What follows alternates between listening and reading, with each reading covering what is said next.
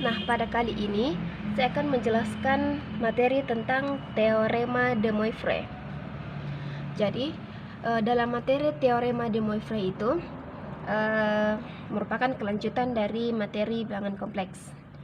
Jadi di sini dimisalkan bahwa Z1 sama dengan X1 ditambah Y1 itu sama dengan R1 dikali cos theta 1 dan ditambah I sin theta 2. Dan untuk Z2 adalah X2 ditambah Y2 itu sama dengan R2 dikali cos theta 2 ditambah I sin theta 2. Maka kita peroleh bahwa Z1 dikali Z2 itu sama dengan kita substitusi nilai Z1 dan Z2 nya. Kemudian hasilnya yaitu R1 dikali R2 dikali cos theta 1 ditambah I sin theta 1 dikali cos theta 2 ditambah I sin theta 2. Kemudian R1 dikali R2. Kemudian kita lakukan operasi perkalian. Maka diperoleh hasilnya seperti ini. Jadi cos theta 1 dikali cos theta 2, cos theta 1 dikali I sin theta 2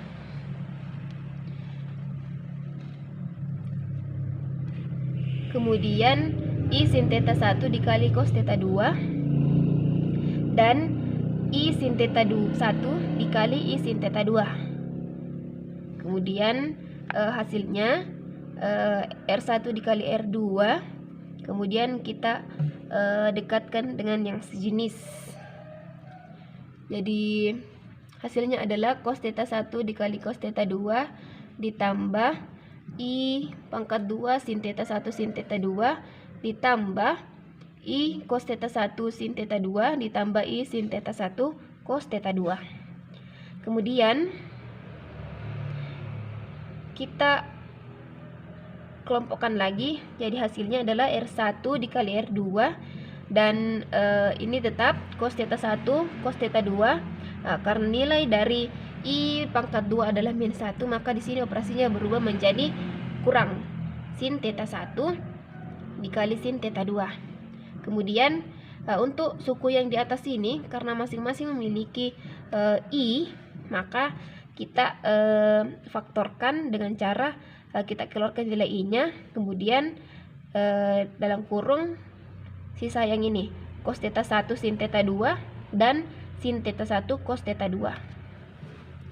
Nah,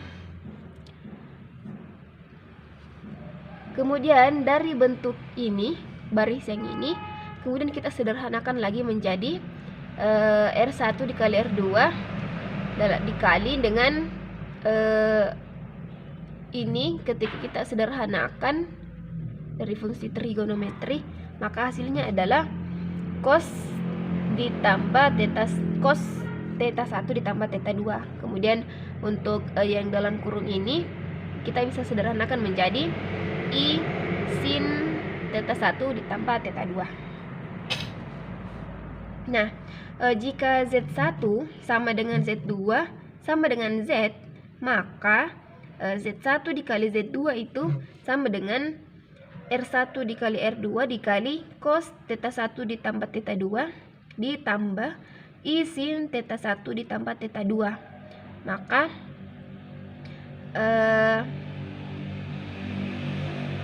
Maka Z pangkat 2 itu dia hasilnya sama dengan R pangkat 2 dikali cos 2 theta ditambah I sin 2 theta. Sehingga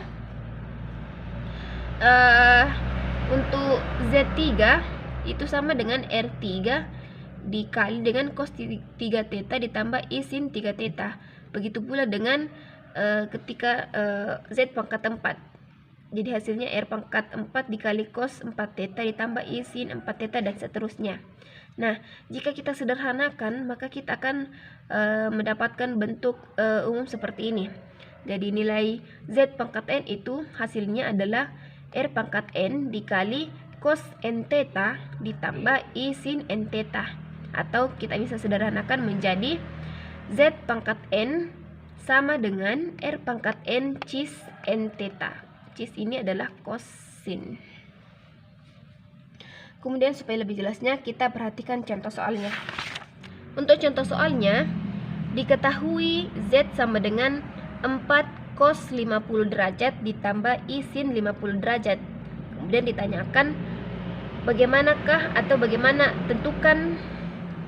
ditanyakan tentukan nilainya untuk Z pangkat 6.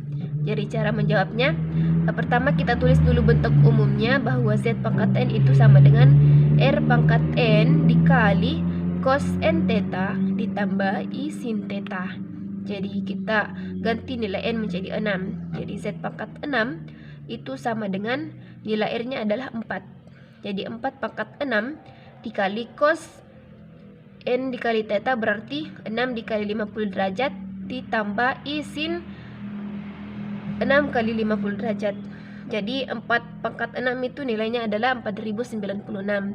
Kemudian cos 300 derajat, 6 dikali 50 adalah 300. Kemudian I sin 300 derajat. Nah, kemudian 4096 nilai dari cos 300 itu adalah 1/2. Kemudian nilai dari sin 300 itu adalah min 1/2 akar 3i. Jadi hasilnya adalah 4096 dikali 1/2 dikurang 1/2 akar 3i, karena nilai dari sin 300 adalah min 1/2 akar 3. Jadi kita sederhanakan 4096 ini kita bagi 2, kita kalikan dengan yang ada dalam kurung. Jadi hasilnya adalah 2048 dikurang 2048 akar 3i.